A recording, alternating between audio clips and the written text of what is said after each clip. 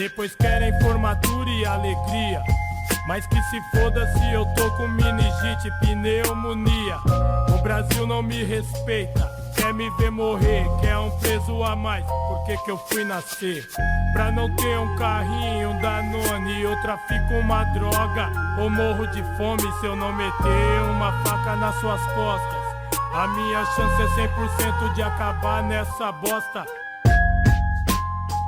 Olá, tá começando agora mais um episódio do Conversando sobre o Trabalho Infantil. Eu sou o Gustavo, sócio educador do projeto Movimento Campinas Sem Trabalho Infantil, presente, ausente, conhecido como PAT, um dos projetos do MVM, dedicado a levar uma reflexão sobre o trabalho infantil e também sobre como prevenir ele. Hoje, o nosso episódio é sobre o trabalho infantil no tráfico de drogas. Para falar sobre isso, nosso convidado é o Cláudio Hortêncio, advogado, doutor em Serviço Social pelo Departamento de Serviço Social da PUC São Paulo. Cláudio tem 27 anos de experiência com o tema de direitos de crianças e adolescentes, com ênfase nas medidas socioeducativas, medidas protetivas e violência contra crianças e adolescentes. E desde 2020, ele é pesquisador da Associação de Pesquisadores e Formadores da área da criança e do adolescente, o NECA. Então, bem-vindo ao nosso podcast, Cláudio. Tudo bem? Obrigado, tudo bem, e você? Tudo certo, Cláudio. Então vamos lá para a nossa conversa. Hoje é dia das crianças e daí quem vê sangue não tem motivo pra sorrir. Então esse presente a alegria. Tem dia das crianças da periferia. Hoje é dia das... Cláudio, para a gente iniciar essa conversa, é importante começar dizendo que existe uma ambiguidade jurídica sobre a forma em que a sociedade deve atender o adolescente que foi atuado em ato infracional, né? Você pode apresentar as leis que tratam desse assunto e dizer para a gente o que é ambiguidade jurídica? Então, é uma discussão, né? A gente fala ambiguidade jurídica, mas faz muito pouco tempo que esse tema vem para o debate, né? A questão do tráfico de drogas por criança, né? O Brasil, desde 1999, ele reconhece a Convenção da Organização Internacional do Trabalho.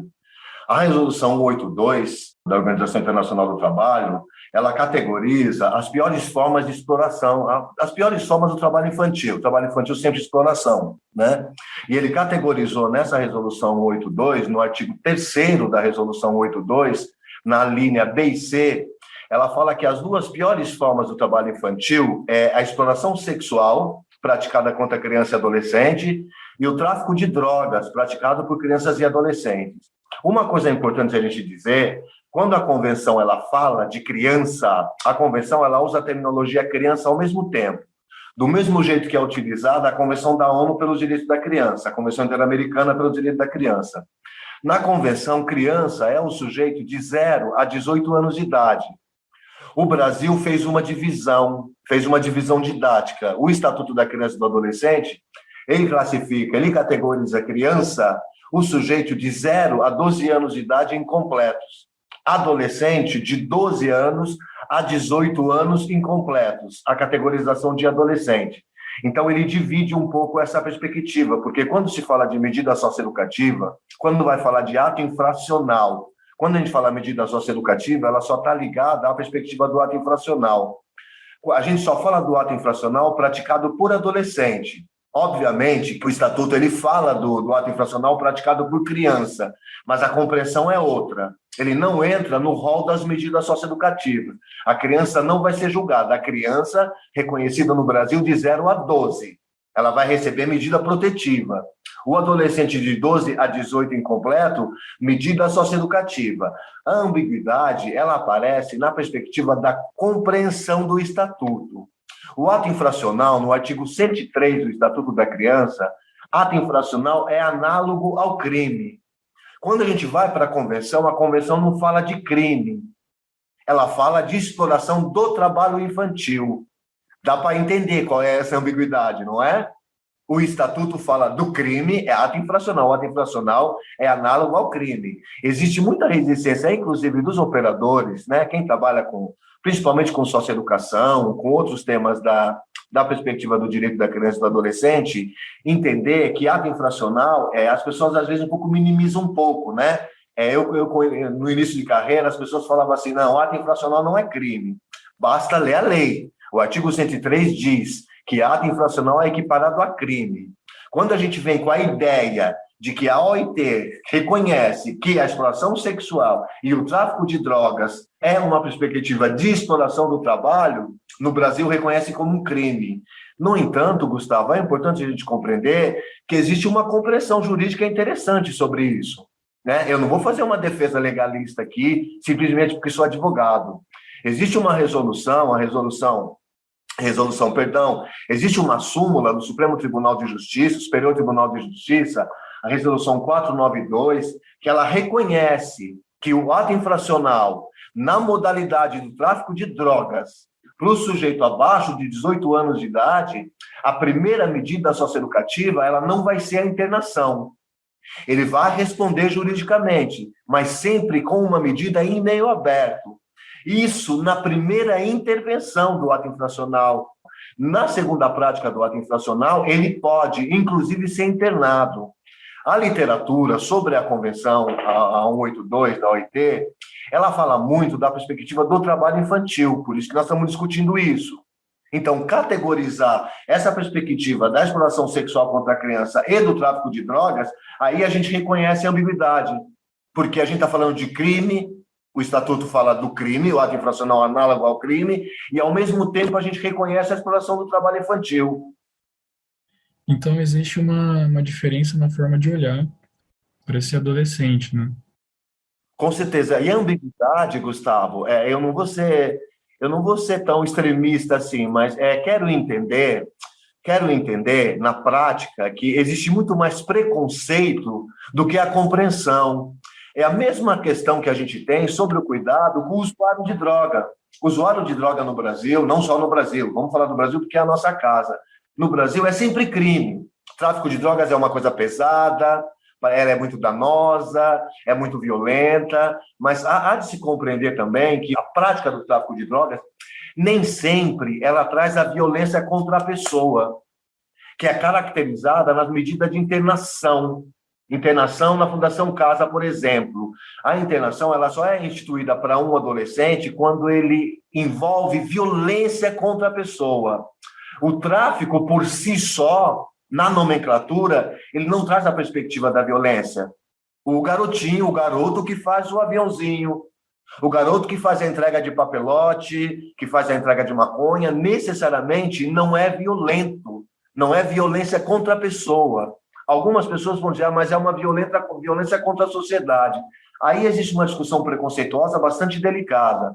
Ou a gente reconhece a perspectiva da vulnerabilidade. Se a gente reconhece a perspectiva da vulnerabilidade, entendendo que o tráfico de drogas é uma forma de aquisição de bens, fica claro quando eu digo isso, né? Se é para uma forma de aquisição de bens, ela entra na perspectiva da busca de recurso. É aí que a gente reconhece o trabalho, a exploração do trabalho. A exploração do trabalho infantil ela é sempre ilegal. Qualquer natureza, olaria, na rua, vender bala, tudo isso que a gente... Parece que para a gente é tudo normal. E a gente ainda escuta, é melhor trabalhar do que cometer crime. É melhor trabalhar do que cometer ato infracional. É muito mais preconceito, né? É muito conservadorismo com relação a isso. Né? Existe uma pesquisa do SEBRAP, né? Uma pesquisa do SEBRAP, o Centro Brasileiro de Análise e Planejamento, de 2018. Essa pesquisa indica um número muito alto, acho que mais de 175 mil de crianças e adolescentes na exploração do trabalho infantil. 70% desses está em trabalhos muito violentos. A maioria deles é na agricultura. E no meio dessa porcentagem também tem o tráfico de drogas. Então, é muito mais preconceito e falta do reconhecimento da doutrina da proteção integral, da prioridade absoluta, desde 1990. Já era tempo. O próprio Superior Tribunal de Justiça já compreendeu isso, de uma forma ainda muito incipiente. Mas a súmula 492, ela diz assim, olha, é de 2012, o ato infracional praticado pelo adolescente equiparado ao crime de tráfico de drogas, por si só, não conduz obrigatoriamente à imposição de medida socioeducativa de internação. As outras medidas, ela pode ser atribuída ao adolescente. Na primeira prática do ato infracional pelo tráfico de drogas. Na segunda, não tem choro. Na segunda, na maioria das vezes, ele vai ser internado. Agora, da primeira, caso haja violência contra a pessoa, não tem problema, ele vai ser internado. Dando para entender? Não é um tema tão simples assim, né? Porque a gente fala de um jeito que parece que é muito tranquilo, mas são muitos anos de história, né? Não é só o tráfico de drogas, né? A discussão do ato infracional ela é extremamente delicada no nosso país. Né? Parece que todos os adolescentes, sendo pobre, sendo em condição de vulnerabilidade, uma hora ele vai cometer o ato infracional. Isso está muito ligado ao conservadorismo. Mas falando nessa linha, é muito mais comum ver que a falta de recurso, essa vulnerabilidade, acaba assim deixando o tráfico atraente para esses adolescentes, né? E a gente sabe também, por pesquisa, o adolescente que está nesse tipo de atividade, além de na maioria das vezes ser pobre, ele também é negro. E você acha que o preconceito envolvido na criminalização dessa atividade tem a ver com esse racismo, com conservadorismo? Eu acho que tem muito a ver com o conservadorismo. Ainda que subjetivamente falando, existe uma perspectiva de criminalização da adolescência pobre, principalmente, né? Se a gente pegar aí o genocídio da população negra, o número de adolescentes que são assassinados também é um número bastante alto. Né? Eu acho que é um olhar da sociedade com relação ao desenvolvimento. Até hoje, nós temos dificuldade de compreender como que é o desenvolvimento da infância, como que é o desenvolvimento da adolescência. Então, é muito complicado a gente atribuir essa reflexão numa perspectiva de racionalidade. É claro que o adolescente sabe da ilegalidade, ele sabe. Eu já ouvi várias vezes, viu, Gustavo? Infelizmente, eu digo isso infelizmente com pesar. Eu já escutei adolescente falando diretamente para mim, né, que é o único trabalho que sobra para ele, é o tráfico de drogas. É o único trabalho que sobra. Como as meninas e os meninos também, na perspectiva, sendo explorados na perspectiva da sexualidade, porque não se reconhece criança e adolescente prostitutos, né? Se reconhece criança e adolescente sendo prostituídos pelo universo adulto. Aí as pessoas ainda falam, parece que é um jeito mais fácil de ganhar dinheiro. Eu nunca reconheço isso como uma perspectiva fácil, né? Porque a vida está sendo colocada em risco, tanto na exploração sexual quanto no tráfico de drogas. Muito mais preconceito, viu? Existe uma visão equivocada de que a adolescência é uma fase difícil, a gente sabe que é uma fase da vida, não dá para dizer é uma fase difícil, é uma fase da vida, é uma fase natural da vida, como a infância, como a adolescência, como a velhice. A velhice também não é fácil, né? O envelhecimento também não é fácil. Então, eu acho que é mais a dificuldade de compreender como que é o processo de desenvolvimento. Nós temos muitas literaturas sobre isso, né? O processo de desenvolvimento, mas a gente não leva isso muito a sério. A gente categoriza uma maturidade que é do nosso olhar, não do desenvolvimento. Eu sempre digo, né? Assim, as pessoas falam, você tem filho? Tem. Quantos anos? 13, ai, problema. 14, ai, problema. Aborrecente. Isso é bastante grave. Né? É uma fase da vida. Aí coloca uma fase complicada. Todas as fases da vida são complicadas. Né? Por que a gente categoriza o adolescente como uma fase difícil? Nós ainda não aprendemos a conviver, não aprendemos a reconhecer o processo de desenvolvimento. Nós precisamos de mais estudos com relação a isso, para inclusive poder dizer de forma absolutamente possível de que o tráfico de drogas, na maioria das vezes, entra na vida desses adolescentes numa perspectiva de busca de recurso. E os adolescentes, eles falam isso. É um jeito que eles têm de buscar algum tipo de recurso. E é uma dimensão bastante perversa, viu, Gustavo? Muito perversa, porque a gente fala de uma exploração de trabalho, a gente sempre está falando da criança e do adolescente numa perspectiva de vulnerabilidade. Quando o Estatuto da Criança ele foi promulgado, ele fala de um apoio sociofamiliar. Né? E quais são os programas, quais são os projetos que a gente tem enquanto município, ou enquanto Estado, ou enquanto nação, que tente responder um pouco de forma objetiva essa questão? Nós não temos nenhuma medida objetiva. A única medida que a gente tem não é só com criança e adolescente, com adulto também, né? A dimensão do tráfico de drogas ou do uso abusivo de drogas. Prisão, né, uma perspectiva policialesca. Trazer para a dimensão do campo da saúde também é um caminho a se perseguir. Então, o adolescente ele está no meio desse bolo, dessa dificuldade que a gente tem de reconhecer que o tráfico de drogas, em algum momento na vida desse adolescente, ele pode ser muito potente para a vida do adolescente, não para nós. Agora, é o único caminho que, em algum momento da vida, é o caminho que ele enxerga. Nós só não podemos afirmar, quando a gente escuta os leigos falarem, de que é um trabalho fácil. Né? Isso não tem nada de facilidade. Né? O adolescente ele fica na mão do tráfico, ele fica na mão, a maioria das vezes, ele fica na mão do crime organizado. Né? Ele responde a um crime organizado.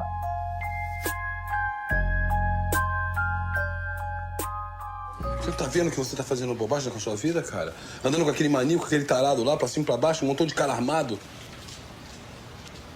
Você tá maluco, rapaz? Você é uma criança, rapaz. Que criança? Eu fumo, eu cheiro, já matei, já roubei.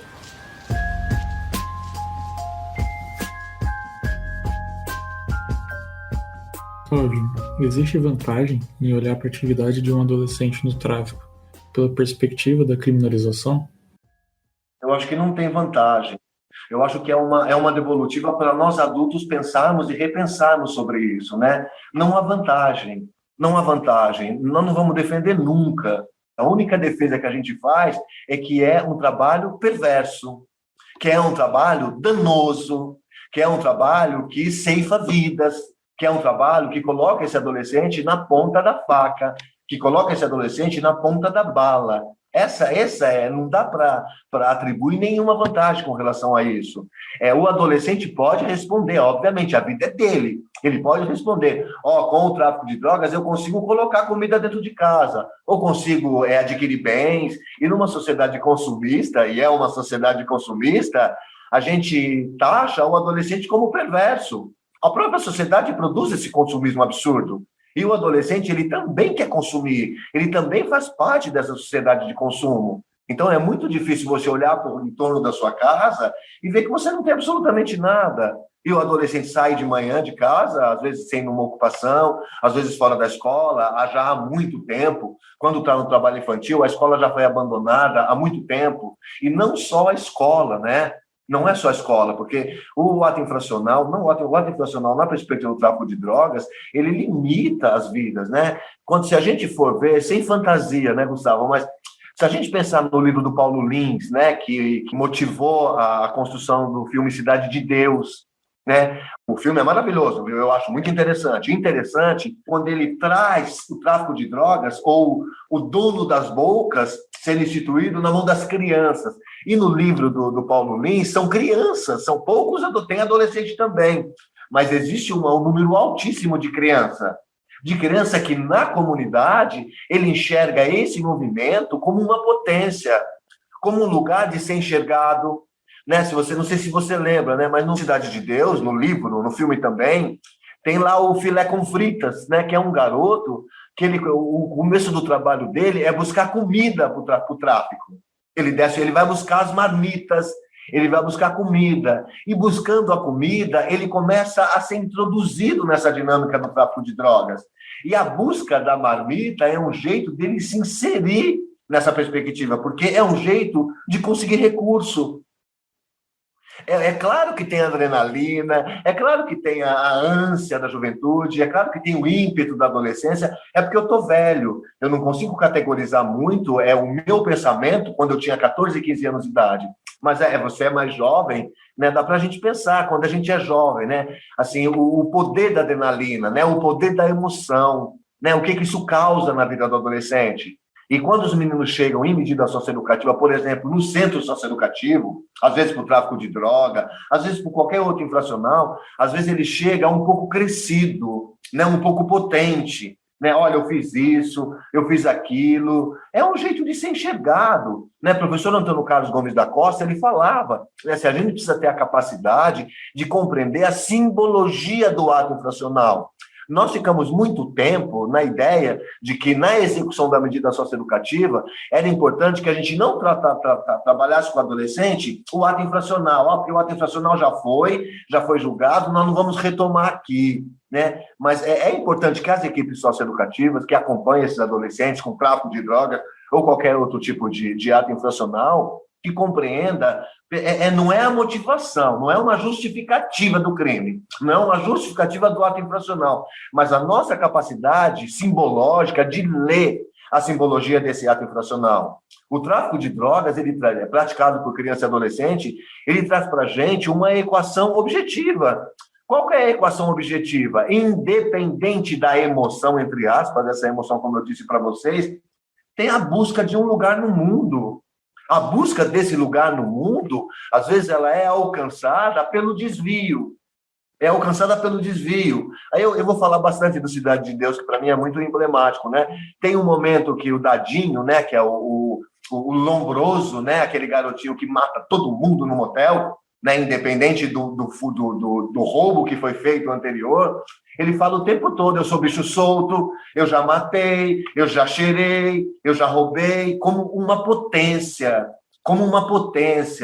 É muito curioso, né? A primeira vez que eu fui atender um adolescente na Fundação Casa, antiga FEBEM, aqui em São Paulo, né? Esse adolescente, ele tinha praticado um latrocínio, não era tráfico de drogas, tá? Eu só vou dar o exemplo para que a gente entender um pouquinho dessa potência do ato infracional, né? Ele tinha cometido um latrocínio, ele foi fazer um roubo numa casa, ele entrou numa casa para roubar, ele mais outro garoto, aqui num bairro aqui na cidade de São Paulo, ele entrou na casa armado, e era um sobrado, e ele colocou todo mundo na parede. Era a casa de um policial. Ele colocou todo mundo na parede. Quando ele escutou um barulho, um adolescente desce da escada. Ele não visualizou o barulho, ele atirou e matou o filho do policial. E ele foi para a fundação, ele ficou 3 anos internado. Quando ele saiu de lá, ele foi morto. E você não precisa nem me perguntar, que eu teria resposta para isso. Ele saiu na sexta, no sábado ele foi assassinado. Quando eu cheguei na fundação para atender esse garoto, era FEBEM, eu estou falando de 1992, quanto tempo faz?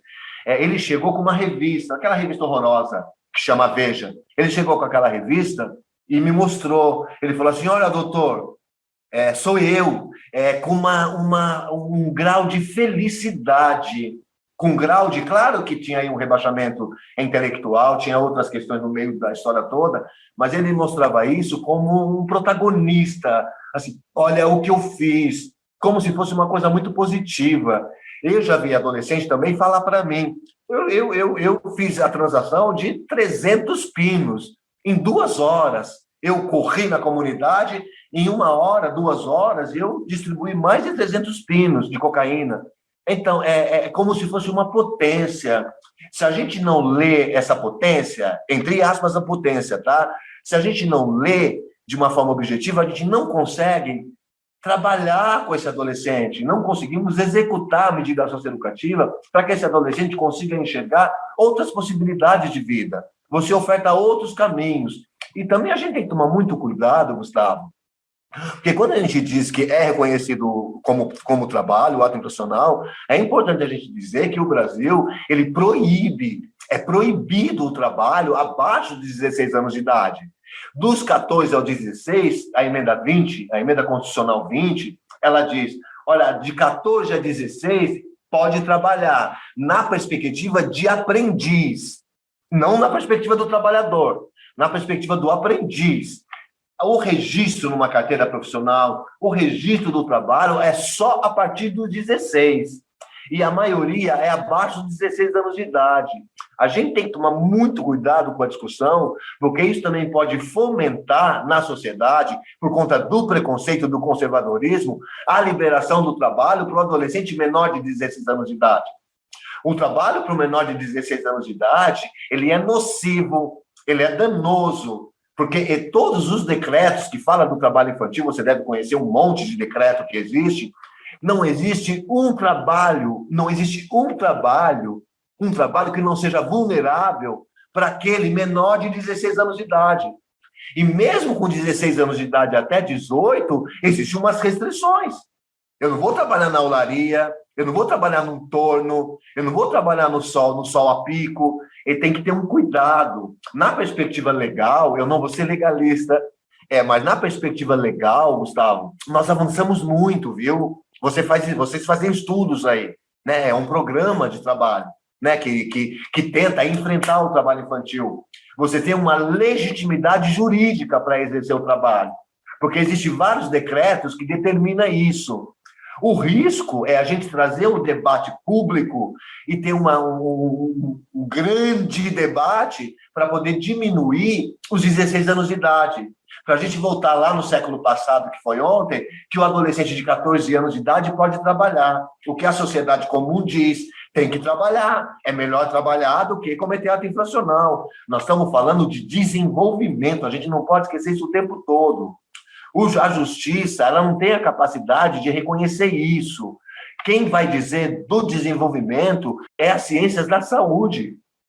Então, não dá para escutar um juiz ou um advogado como eu, ou alguém que trabalha na justiça, dizer, mas um adolescente de 14 anos, tão crescido, né? Por que não vai trabalhar?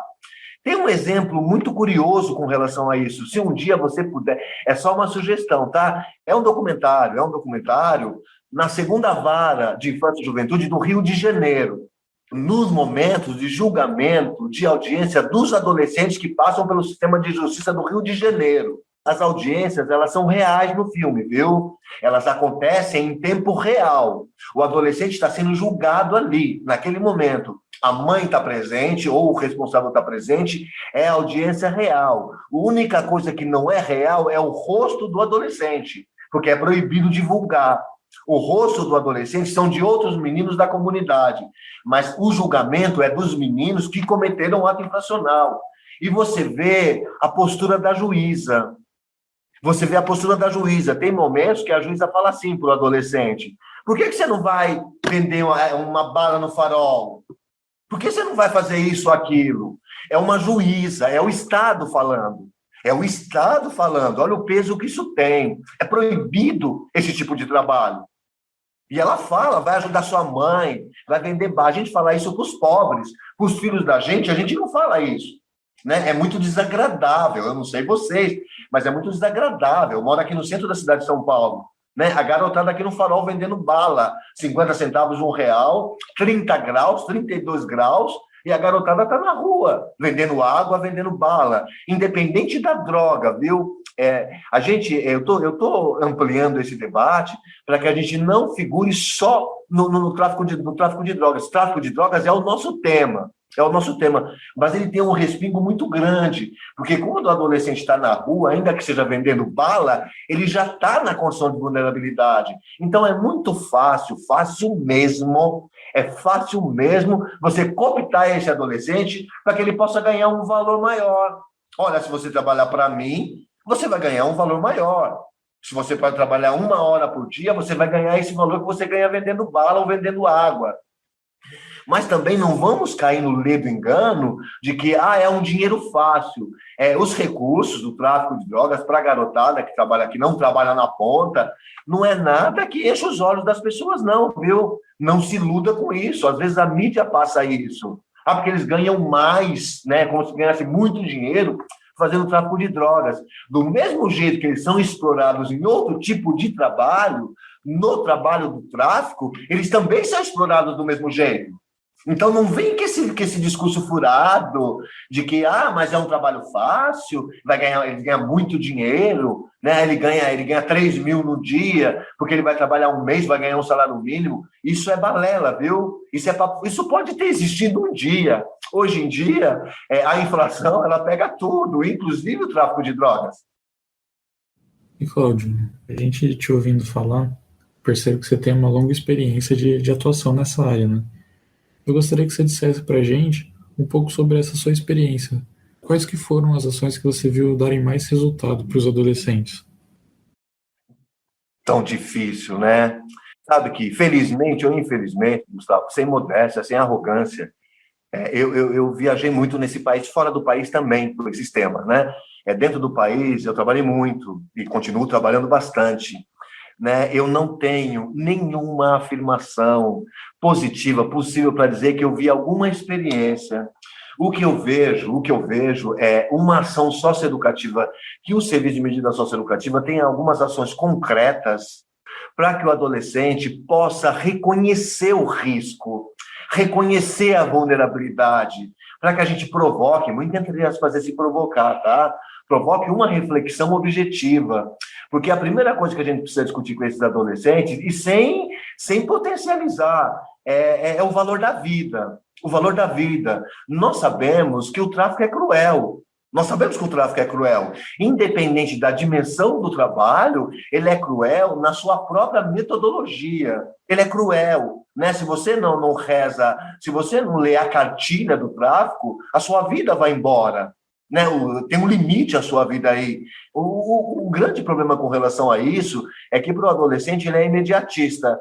Eu odeio adjetivar, mas existe um imediatismo aí, né? É muito difícil o adolescente reconhecer o amanhã. Né? Eu me lembro, quando eu trabalhei como sócio-educador, né? Eu me lembro que eu trabalhei em um determinado lugar, um momento da minha vida aqui em São Paulo, um lugar bastante delicado. Eu sou da década de 90. Quando o Estatuto foi aprovado, a violência contra o adolescente era muito alta. O número de mortes, se você acompanha isso, de 93 a 2000, as rebeliões na FEBEM em São Paulo, né? A violência era muito alta, com todas as dimensões, e a morte muito presente, né? Eu me lembro, nas sextas-feiras, quando a gente fazia alguma atividade lá no Centro de Defesa, que a gente juntava essa garotada para discutir algum tema, eles falavam, até amanhã, eles falavam assim, não sei, até amanhã não sei. O amanhã para o adolescente é muito difícil, então os trabalhos que a gente tem, eles sempre são programados para um tempo que não leva em consideração o time, o tempo, o gap do adolescente. Então, eu não vou enfeitar, não, Gustavo, eu não vou enfeitar.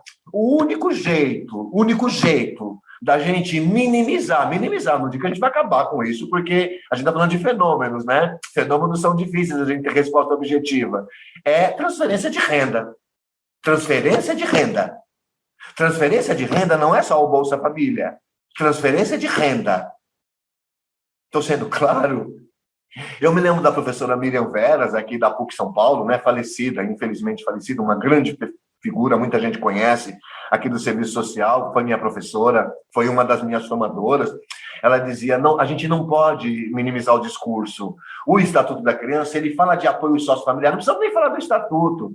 Está lá o artigo 5º, está lá a Constituição Federal que diz um salário mínimo que dê conta das nossas necessidades. Não estão falando de casa na praia, não estão falando de viagem para a Europa, não estão falando de investimento, não estão falando de comida, não estão falando de educação, não estão falando de saúde, não estão falando de direito fundamental. Direito fundamental é um direito mínimo. Esses direitos, direitos fundamentais do artigo 227 da Constituição Federal, alguns deles, para essa camada vulnerabilizada, para essa camada pobre, o único jeito da gente reconstruir possibilidades é com transferência de renda. São programas que potencializem as famílias, para que elas deem conta, pelo menos, eu vou falar um termo horroroso, no mínimo, do arroz e do feijão.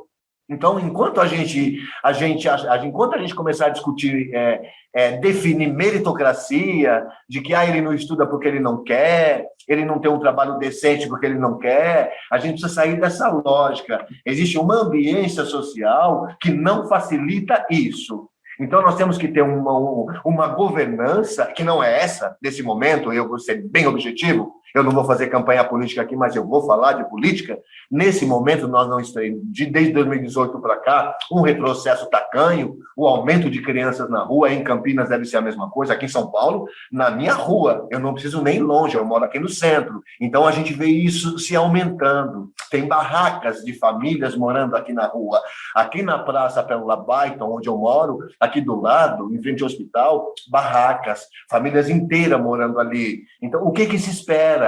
Qual vai ser o futuro dessa garotada que está aqui? Se a gente não correr e não tentar minimizar esse dano que tem se agudizado de 2018 para cá, eu não tenho ideia aonde nós vamos chegar.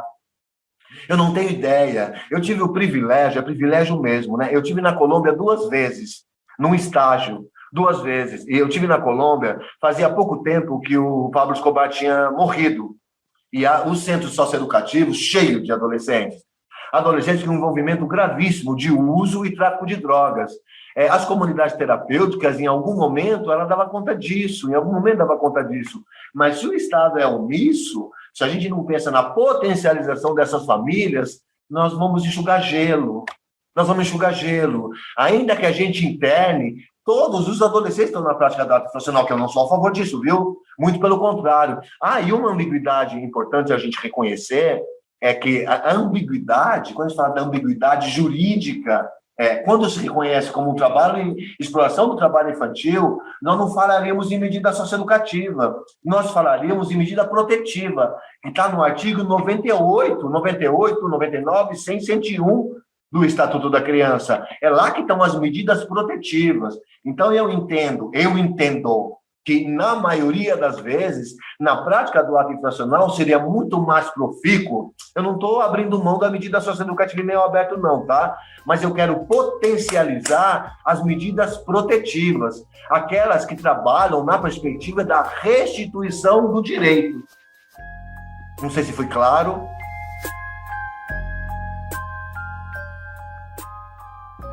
Vira isso pra lá, moleque, tá maluco? Ô, filho da puta, vai ficar botando essa porra dessa arma pra mim, moleque? Não pode, rapaz. Calma aí, Marreco. Pega leve cuidadinho que o moleque é do meu conceito, irmão. Daqui. É isso mesmo, moro? Também sou bicho solto.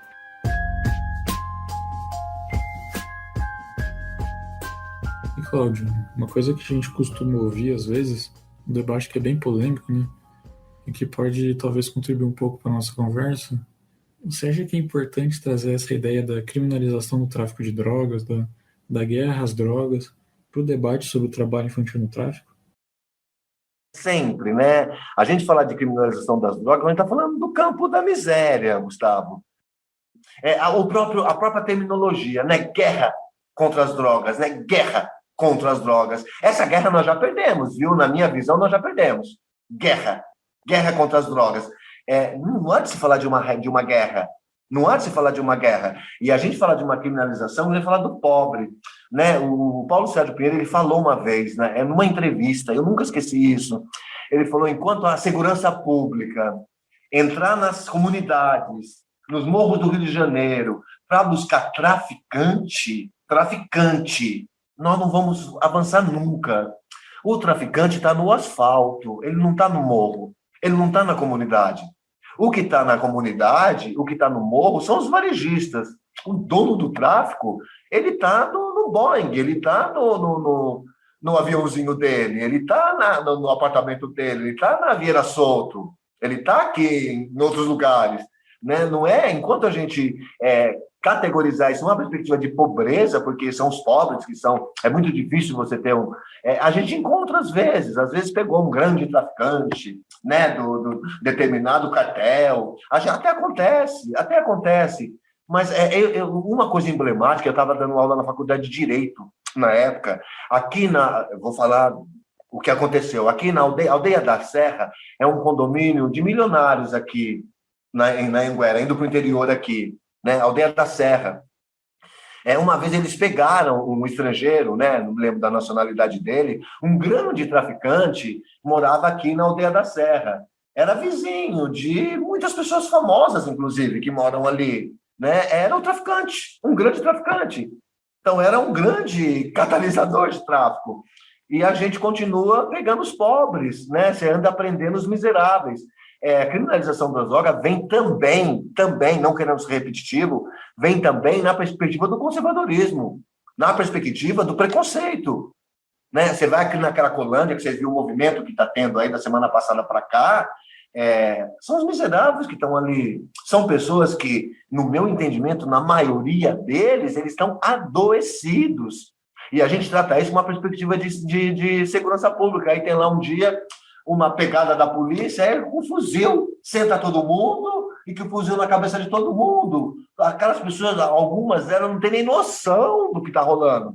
Não tem nem a compreensão do que está acontecendo. E estamos lá com a polícia, enquadrando todo mundo. Onde a gente vai parar? Aonde vai parar? Teve um projeto interessante aqui em São Paulo, né, de braços abertos lá atrás. Né?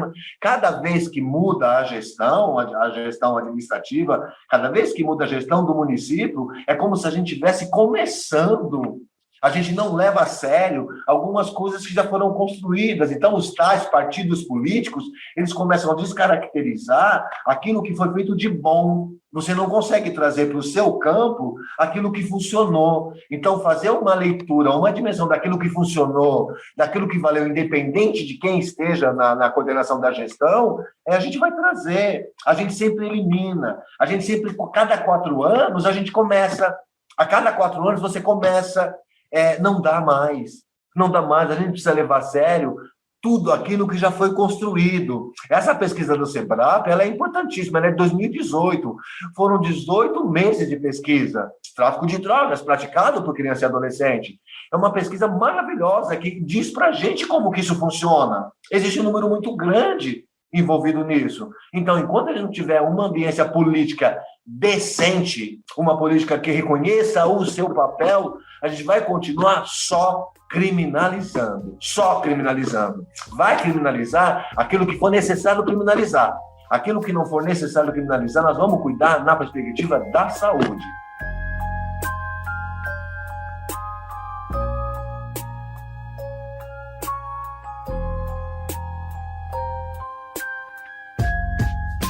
Bom, assim a gente vai finalizando nossa conversa, né? Que eu espero que tenha contribuído um pouco para o debate e também para o enfrentamento ao trabalho infantil dentro do tráfico e de forma geral. Então, muito obrigado pela participação nesse podcast, Cláudio.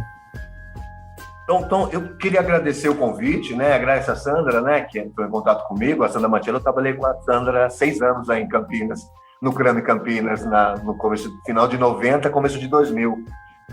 Fiquei um tempo aí no CRAME Campinas. O CRAME Campinas foi minha escola no âmbito da violência contra a criança. Fiquei muitos anos aí em Campinas. Tenho uma deferência enorme em Campinas com relação a isso. E que importante que vocês enfrentem isso, né? Você sabe, Gustavo, não só você, né? A sua equipe toda aí, que vocês estão trabalhando com um tema bastante delicado, né? Existe uma ambiência da sociedade que defende o trabalho infanto-juvenil. Né? No âmbito doméstico, nós temos meninas e meninas, na maioria meninas, inclusive menor de 12 anos de idade, fazendo trabalho doméstico. Nós temos crianças e adolescentes trabalhando na nossa cara. E o país, juridicamente, ele coíbe, ele condena esse tipo de prática. Mas nós continuamos reproduzindo essa prática. E nós ouvimos da sociedade como um todo que é melhor que seja assim. É melhor que a gente reconheça que o trabalho dignifica. Marx, né? Eu não sou marxista, tá? Eu digo que eu não sou marxista. Eu fiz doutorado aqui na Faculdade de Serviço Social, um departamento muito interessante no debate marxista, né?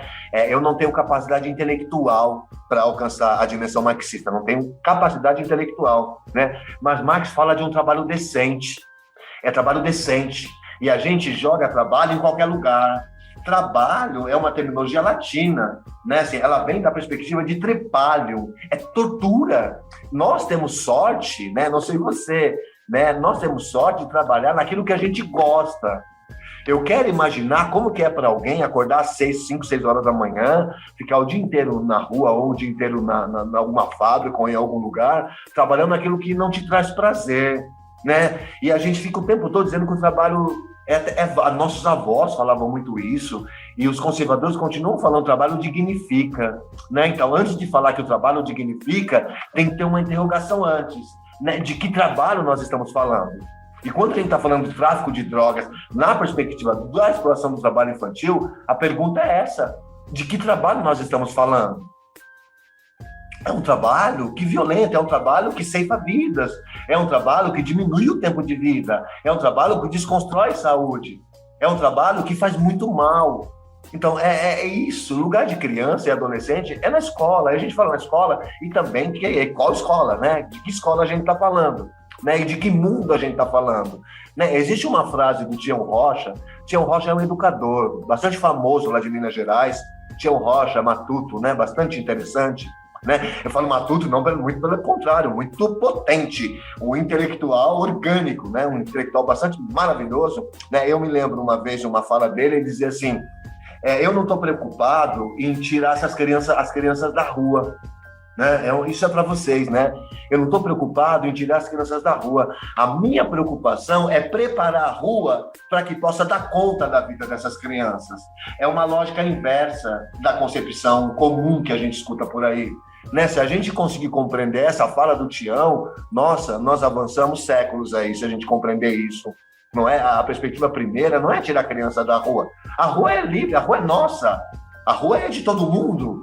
A rua é de todo mundo. Temos que tirar as crianças da rua, né? Então, preparamos a rua, porque muitos de nós fomos educados no espaço livre. Eu cresci em zona rural, claro, jamais vou comparar isso, né? Eu cresci em zona rural, era muito comum brincar na rua, né? Isso vai se perdendo com o crescimento das cidades, com o crescimento da população, e a gente vai funcionando do mesmo jeito. A gente esquece essa arquitetura violenta, né? A própria construção das cidades, né? Cidade de Deus, né, como a cidade de Deus é construída, né, as famílias atiradas de um lugar, jogadas para o outro, a única coisa que tem são as paredes, né, no máximo que existe é a polícia, a igreja e a praça, né, fora isso não existe mais nada na vida dessas pessoas. Enquanto a gente não redimensionar a discussão que a gente tem sobre o espaço urbano, o cuidado do espaço urbano, o espaço onde as pessoas circulam, a gente não vai avançar não.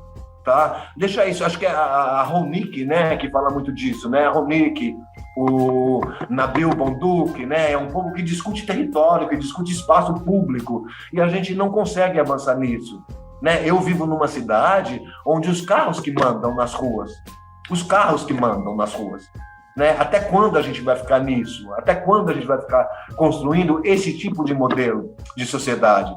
A gente precisa reconstruir, é uma perspectiva de reconstrução. Quando a Constituição foi aprovada em 88, quando ela traz o artigo 227, reconhecendo a criança e adolescente enquanto sujeito de direitos, e que o Estado vai ter que garantir direitos fundamentais, não só a família, Estado, comunidade, Distrito Federal, todos os organismos possíveis vão garantir essa proteção integral, lá de 88 para cá, estamos caminhando. Juridicamente, avançamos muito, acredite, juridicamente, não é papo de advogado, não, tá? É para entender que você pega a Resolução 82, você pega o Estatuto da Criança, a Lei Maria da Penha, avançamos na perspectiva jurídica, mas culturalmente, em alguns temas, na ambiência da infância, nós estamos no século XIX, infelizmente.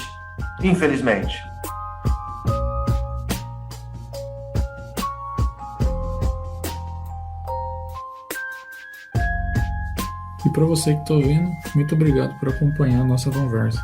Se você gostou e quer saber mais, acompanhe o nosso podcast e procure a gente pelo nosso site, partecampinas.com.br, e também pelas nossas redes sociais. Aí é só procurar por Parte Campinas no Facebook, no Instagram, no YouTube e no Twitter. E fica atento, hein? Se você acha que está passando por uma situação de trabalho infantil ou conhece alguém que está, procura ajuda. Você pode ligar no número 100 do Disque 100 ou mandar uma mensagem pra gente. O trabalho infantil só vai acabar se todo mundo ajudar. Beleza? Então até a próxima. Hoje é dia das crianças e daí quem vê sangue não tem motivo pra sorrir. Então existe presente e alegria. Tem dia das crianças na periferia. Hoje é dia das crianças.